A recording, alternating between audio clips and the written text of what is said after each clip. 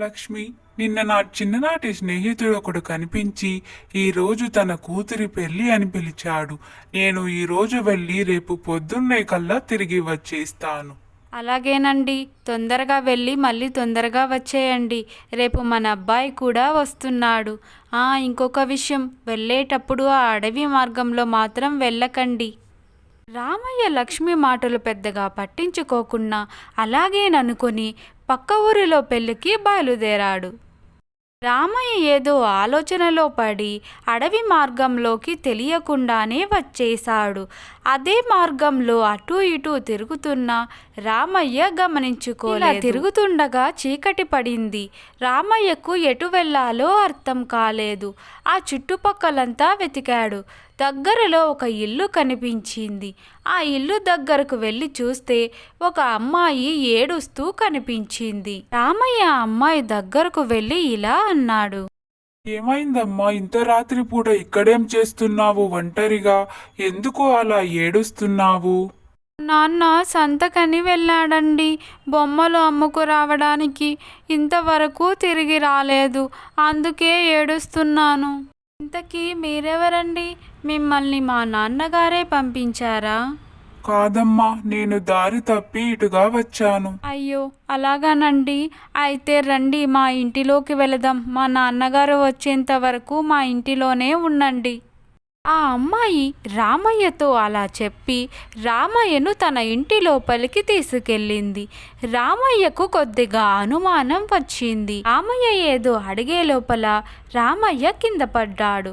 కొద్దిసేపటికి లేచి ఏదో అడుగుతుండగా ఆ అమ్మాయి తన నిజస్వరూపమైన రాక్షస రూపాన్ని ధరించి రామయ్య మీద ఏవో మంత్రాలు చదివింది. రామయ్య ఉన్నట్టుండి మాయమైపోయాడు. ఈ విధంగా రాక్షసి తన రూపాన్ని రోజుకొకరిగా మార్చుకుంటూ ఆ అడవిలో తప్పిపోయిన వారిని ఆ ఇంటిలోకి తీసుకొచ్చి వారు ముందు చూస్తుండగా వెనకాల తన నిజస్వరూపాన్ని ధరించి ఏవో మంత్రాలు చదివి మాయం చేస్తూ ఉండేది. ఇదే విధంగా రామయ్యను కూడా చేసింది. రాక్షసి చాలా సంతోషించి తిరిగి మళ్ళీ బయటకు వెళ్ళిపోయింది. ఈలోగా తెల్లవారిపోయింది. రాక్షసి మళ్ళీ తిరిగి వచ్చి తన ఇంటి బయట నిలబడి రూపం మార్చుకుంది. ఇంకొక మనిషి కోసం ఎదురు చూడసాగింది. ఇది ఇలా ఉండగా రామయ్య భార్య లక్ష్మి తన భర్త ఇంకా రాలేదని కంగారు పడుతూ ఉంది. అయ్యో దేవుడా, నిన్నని వెళ్ళాడు, ఈ మనిషి ఇంతవరకు రాలేదు, ఎక్కడికెళ్ళాడో ఏమైందో. లక్ష్మి ఇలా బాధపడుతూ రామయ్య కోసం ఎదురు చూస్తూ దిగాలుగా కూర్చోంది. ఈలోగా రామయ్య కొడుకు రాజేషు తన చదువు ముగించుకొని ఇంటికి తల్లిదండ్రులను చూడడానికి తిరిగి వచ్చాడు. ఏమైందమ్మా, అంత దిగాలుగా కూర్చున్నావు?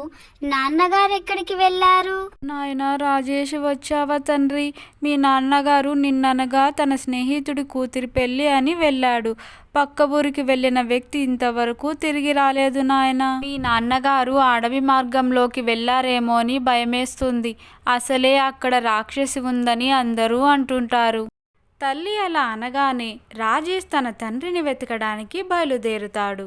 తల్లి చెప్పినట్లుగానే రాజేషు అడవి మొత్తం తన తండ్రి జాడ కోసం గాలిస్తూ ఉంటాడు. ఎంత వెతికినా తన తండ్రి జాడ మాత్రం తెలియలేదు. ఈలోగా సాయంత్రం అయిపోయింది. రాత్రికి అక్కడే విశ్రాంతి తీసుకొని తెల్లవారగానే తన తండ్రిని వెతుకుదామని అనుకుంటాడు. ఈలోగా ఒక ఇంటి దగ్గర ఒక ఆవిడ నిలబడి ఉండడం గమనిస్తాడు. ఆమె దగ్గరకు వెళ్ళి, అమ్మ, పక్క ఊరికి పెళ్లి కోసం అని వెళ్ళిన మా తండ్రి గారు ఇంతవరకు తిరిగి రాలేదు. మీరేమైనా చూసారా తల్లి? అయ్యో పాపం, అలాగా నాయనా, ఇటుగా ఎవరూ రాలేదు తండ్రి. అయినా ఇంత రాత్రి వేళ ఎక్కడనే వెతుకుతావు? రా నాయన, మా ఇంటి లోపలికి వెళ్దాం. ఈ రాత్రికి ఇక్కడ విశ్రాంతి తీసుకొని తెల్లవారగానే మీ తండ్రిని వెతుకుదువు గాని అంటూ రాజేష్కి మాయమాటలు చెప్పి తన ఇంటి లోపలికి తీసుకెళ్తుంది. రాజేషు లోపలికొచ్చి చూడగా ఆ ఇంట్లో ఎవరూ ఉంటున్నట్టు అనిపించలేదు. అంతా బూజు పట్టి ఉంటుంది. ఈలోగా రాక్షసి తన నిజస్వరూపాన్ని ధరించి రాజేషు పైన కొన్ని మంత్రాలు చదువుతూ ఉంటుంది. రాజేషు కొద్దిగా మతి చెలించిన వ్యక్తిగా తిరిగి దయ్యం ముందుగా నిలబడతాడు. కొద్దిసేపటికి తేరుకొని, ఓసి రాక్షసి, నువ్వేనా మాయావివి? మా తండ్రి గారిని ఏం చేశావు? చెప్పు, లేకపోతే నిన్ను నరికి పోగలేస్తాను. తన తండ్రి జాడ చెప్పమని రాజేషు రాక్షసితో గొడవ పడుతూ ఉంటాడు. ఇంతలో సూర్యోదయం అయిపోతుంది.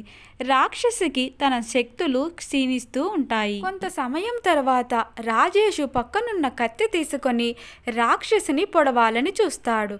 కానీ రాక్షసి తప్పించుకుంటూ ఉంటుంది. పొరపాటున కత్తిపోటు రాక్షసికి తగులుతుంది. కొద్దిసేపటికి రాక్షసి కింద పడి చచ్చిపోతుంది. ఇప్పుడు తన తండ్రి జాడ ఎలా తెలుసుకోవాలో తెలియక రాజేష్ బాధపడుతూ ఉంటాడు. కొంతసేపటికి ఉన్నట్టుండి తన చుట్టూ కొంతమంది మనుషులు ప్రత్యక్షమవుతారు. అందులో రాజేష్ తండ్రి కూడా ఉంటాడు. నాయనా రాజేష్, వచ్చావా తండ్రి? మళ్ళీ నిన్ను చూస్తాననుకోలేదు అంటూ చాలా బాధపడతాడు. నాన్నగారు, మనం ఇక్కడి నుంచి తొందరగా వెళ్ళిపోవాలి, లేకపోతే ఈ రాక్షసి మళ్ళీ బ్రతికే అవకాశం ఉంది అంటూ రాజేష్ అక్కడి నుంచి అందరినీ తీసుకొని బయటకు వెళ్ళిపోతాడు. రాక్షసిని అక్కడ అలాగే వదిలేస్తే ప్రమాదకరమని రాక్షసి ఉన్న ఇంటితో సహా మంటలతో కాల్చివేస్తారు. అందరూ రాజేష్ యొక్క సాహసాన్ని గొప్పగా అభినందించి తనకి ధన్యవాదాలు తెలుపుకున్నారు. అందరూ సంతోషంతో ఎవరింటికి వారు బయలుదేరి వెళ్ళిపోతారు.